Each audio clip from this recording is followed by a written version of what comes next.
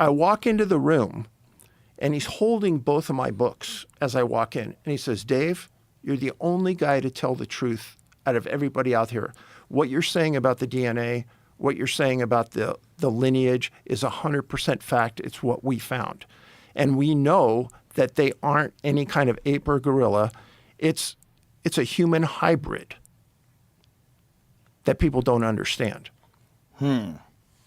So did the Russians think that it exists currently? 100%. So how are they hiding? How are they hiding? Yeah. So if you think about, we don't even have the ability to do something with a DNA like whatever this is. It's making a hybrid. You're right. Okay. So something far greater than us has learned to manipulate DNA. And if you think that Bigfoot is interdimensional, then wherever that came from probably makes a whole lot more sense scientifically than something organically made here. And therein lies the reason that we haven't found a body. It can move in and out like it did through that tube at Skinwalker Ranch. And there's footage in our movie of what appears to be a Bigfoot evaporating into nothingness. What footage is this? Filmed by Scott Carpenter. What is it called? What's the same one that we were just talking American about? Sasquatch. Can we see that footage? Where's that in the film? It's during my interview with Scott. And so who took this footage? Scott. And what year was this taken? Sometime in the last 10 years. Okay. And it shows something evaporating, like that it looks like a Bigfoot evaporating into nothing? What you see is something kind of like smokiness looking down a trail. Uh-huh. And then it slowly evolves to look like something that you and I would call a Bigfoot. Okay. So what you're saying is that we're not dealing with a standard biological organism. We're dealing with something that's probably the product of some advanced species, and that they've created this thing, and this thing has the ability to move in ways and appear and reappear in ways that don't make any sense to us. Correct. Well, that would make sense if it was true. And again, putting that fucking tinfoil hat on tight right now. That would make sense if you think about how many sightings there are. And that there are no bones, and there's no body, no one's found anything, there's nothing. There's been footprints. The footprints are weird. So I'd like to dismiss the footprints, like, oh, come on, somebody just like made a fake footprint. The problem is there's dermal ridges on these footprints. Some of them exhibit what's very similar to fingerprints. And that's very strange. And these are going back decades. So super hard to reproduce something like that. And you'd have to be a very, very advanced person and have some sort of incredible ability to manipulate material science just to be able to create something that recreates a dermal ridge and then use it and make footprints with it that are similar to what like a creature would make. It was very heavy, moving through the ground and pressing down on moist ground or mud and leaving footprints that have fingerprints in it. It's weird because it's not something like, I weigh like 205 pounds or something like that. Like, it's not like that. It's like something that weighs like 700 pounds, like deep into the ground. It's weird. Abnormally heavy. Yeah, abnormally heavy, large feet, but again, no bones, no nothing. And the only DNA, it's like, it's disputed. But of course, people are going to dispute everything. No one's going to look at it and go, this is definitely not human. They're going to go, well, who did this? How'd she do it? This is a lab that's like not doing it well, and they're publishing in some journal behind a paywall. This is nonsense. But then you have to think, well, okay, but are any other reputable labs these reputable labs, are they interested in doing this work? Have they done the work? Have they taken the same stuff and done it through the exact same process, but not found the same results that she had? Or is there no other studies? Seems like there's no other legitimate studies of this same DNA. Dr. Ketchum took that DNA to 4 certified labs. One of them was the University of Texas, and all of those labs got the same result. She extracted it.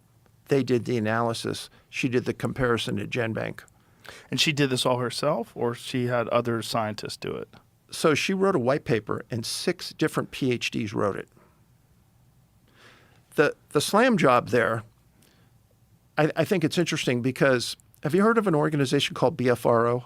No. Biggest organization in the United States for Bigfoot sightings. Oh, okay. Bigfoot Research Organization? Yeah. From finding Bigfoot. Right, right. So a man named Wally Hersham was their benefactor. He gave them millions of dollars over the years. And they had one job, find DNA. 10, 15 years, they said they couldn't find it. We found it in less than a year. Wally came over when we had the DNA and looked at the results, met with Dr. Ketchum, said, I am completely done. You guys have proven to me exactly what it is. I now know what it is. Pulled all of his funding at that point. He was out of the Bigfoot world. And he goes, you guys did what nobody else could do. How come there's no good camera trap photos? You know, like there's a lot of trail cameras out there that hunters use. How come there's no good trail cam photos? Do you think the idea is that these things know that cameras are there? So I think they have that ability to look in the infrared range, and they just stay away.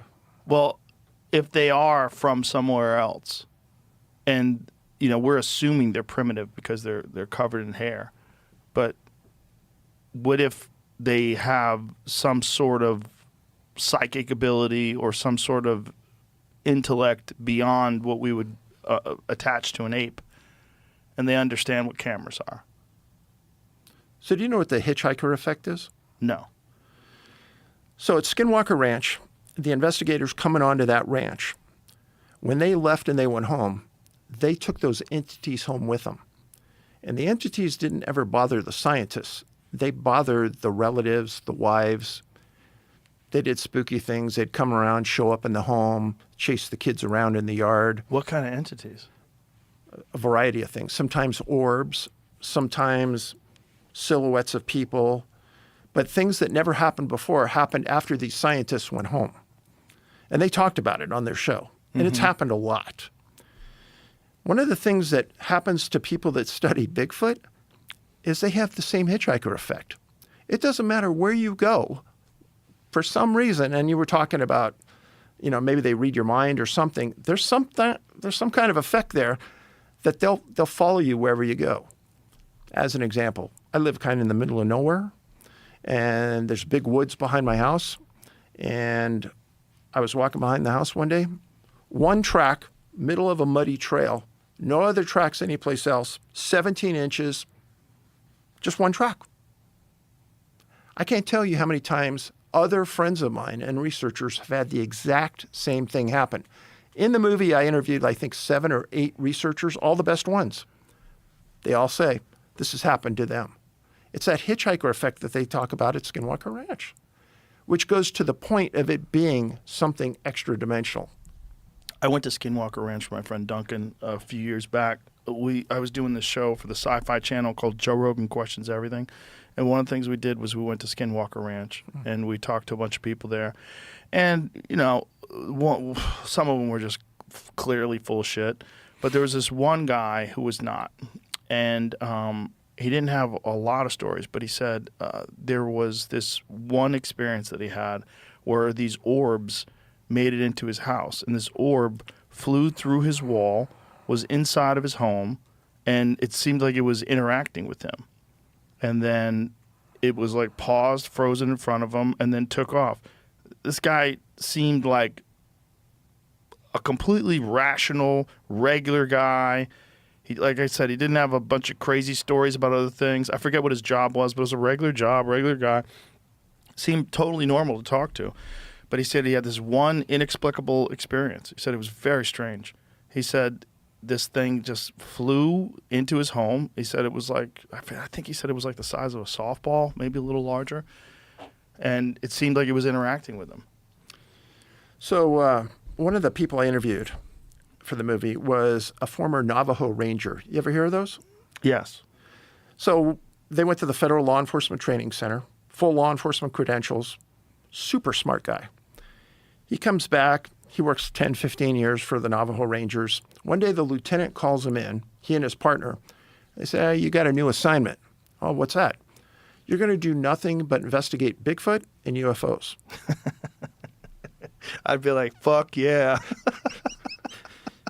He goes, wait a minute, I don't want to. I didn't sign up for that. He goes, I don't care. That's your new job. Because you guys are the two most credible people I have, you're going to go do that. Well, because why? They had some sort of a suspicion? Oh, they had tons of calls about Bigfoot being on the property, UFOs showing up over property, all the above. Okay. And they wanted some expertise in that team. So he and his friend start investigating Bigfoot. And all of the things I've just told you happened to him and his partner over those years. They'd get a call at a lady's house that she just saw Bigfoot on her back porch. All the dogs are afraid. They're hiding under the porch. He goes there and he finds a track in a straight line. One thing about Bigfoot, as you and I would walk down a street, we walk staggeredly. Bigfoot walks 1 foot right in front of the other. And that's how you'll know it's real. Doesn't walk staggered like you and me. It walks like it's doing a DUI checkpoint. Exactly. Yes. Like it's walking on a balance beam. Huh. And he talked about the stride was 4 or 5 feet. He goes, I couldn't do it. And just like you were saying, that the track was so deep in the soil, they couldn't match it. He said it had to have been hundreds and hundreds of pounds. That's just one thing. But over the years, they started to make this association between Bigfoot and UFOs. They did this all on their own. And then he talked about the Native American belief. Well, Native Americans believe that they came from the stars. Each tribe does. And just like you said, all of the tribes have a different name for these. Yeah. But no tribe believes it's an animal. Really? No tribe believes it's an animal. What do they think it is? It's a human. It's an offshoot. There's a very... They think it came from the stars? They came from the stars.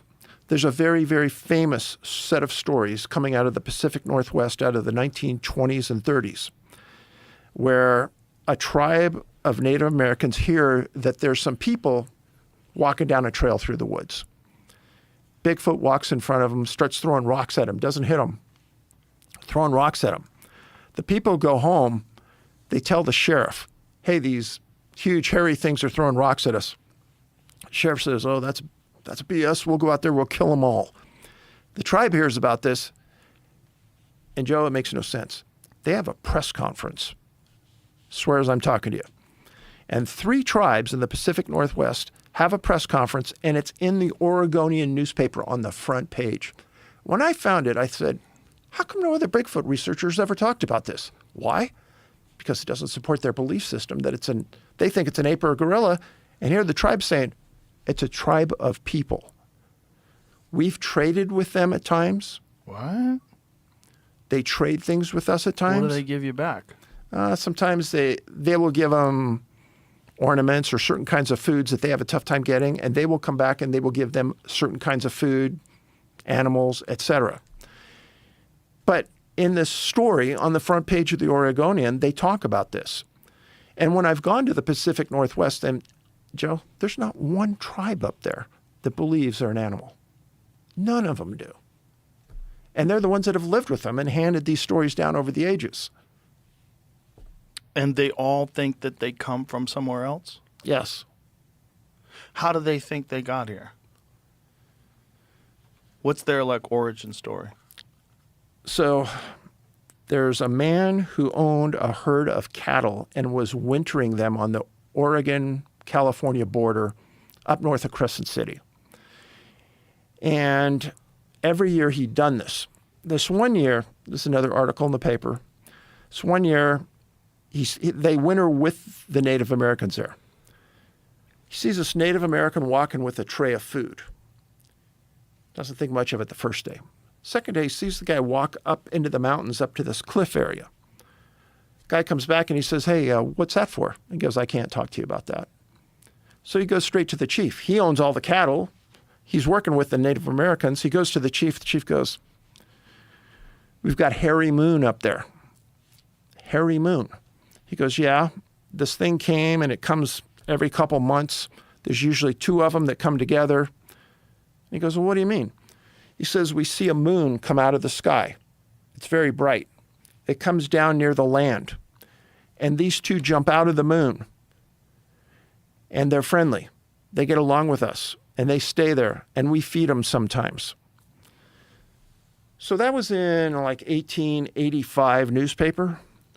And you think about that story, how else would they describe an orb, say? Right. There's no other way to describe it back then. Right. It comes down, these things jump out of it, and they run into the woods. And the Native Americans have been dealing with them for all these years. That's really the story. Wow. Now, the rational part of me, of course, wants to call bullshit. But the part that's willing to speculate, again, if so many people are having this very similar experience with this tall, hairy, ape-like thing in the woods, you got to wonder, like, why is it the same thing? Like, why is it over and over again? And why do Native Americans have so many different names for this? And when, again, they don't have a bunch of mythical animals. It's not like they have tons of these, like, weird things that no one's ever seen before. No. Dragons and, no, just one thing. Well, they do have these things called little people. Have you heard of those? What are those? That's very odd. Something that kind of looks like you and me, but they're only about 3 feet tall. And they look like miniature, kind of like dwarves. Well, people have those experiences when they do mushrooms. Yeah. But Do you know that there's a specific mushroom that when you take it, everyone sees little tiny people? I didn't know that. Yeah, there was a recent article about this. See if you can find that, Jamie. There's one very specific type of hallucinogenic mushroom where when you take it, universally, everyone experiences little tiny people